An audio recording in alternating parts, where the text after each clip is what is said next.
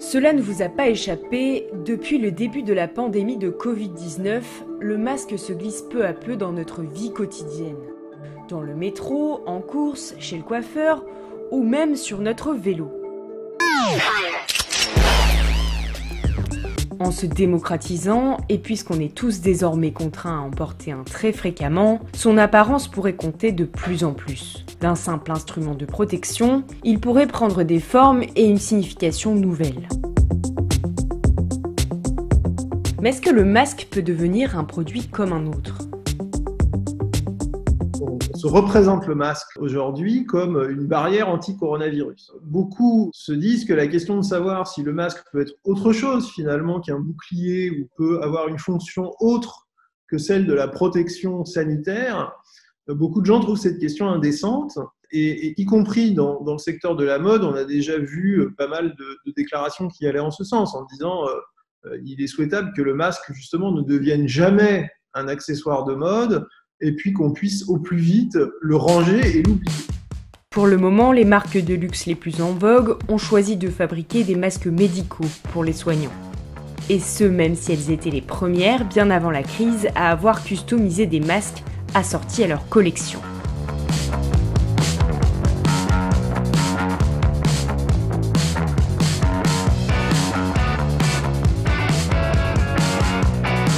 Avant la crise du corona, il y a des marques de mode qui ont commercialisé des masques depuis des années. Je pense en particulier dans le streetwear. On a des marques comme Bape, qui est une marque japonaise. I've always wanted a Bape mask, black on the back, and you have your elastics right here.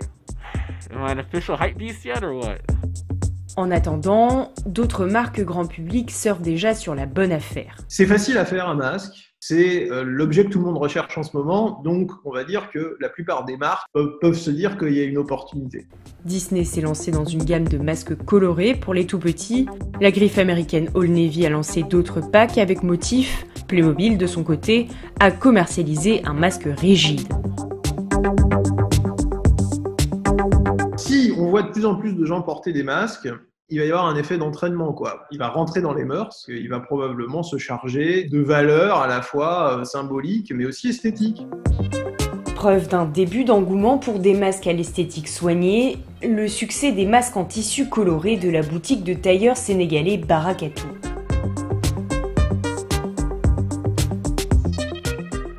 Ce petit magasin du 18e arrondissement de Paris reçoit des appels d'Australie, d'Allemagne, de Suède ou des États-Unis pour ses masques en tissu. Le masque a commencé à gagner l'esprit des gens. Bien sûr que c'est un accessoire de mode et le coupe il doit être vraiment joli. Et surtout, le design aussi des tissus. Vous voyez, c'est bien coupé. C'est des masques.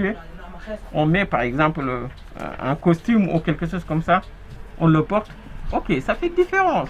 Il me semble que c'est en réalité le destin de tout vêtement. Les vêtements se sont mis à plus simplement répondre à un besoin pratique de couverture, mais à répondre à des besoins d'expression de soi, de transmission de messages, et éventuellement à des besoins effectivement de parure. Je vois pas du tout pourquoi le masque échapperait à cette logique-là. En surfant sur internet, on trouve déjà une ribambelle de masques originaux, fabriqués de manière plus ou moins artisanale. Des modèles parfois drôles, voire cocasses, et qui nous permettent aussi de rendre hommage à une série, un festival de musique, un club de foot, des dessins animés, voire même au président des États-Unis.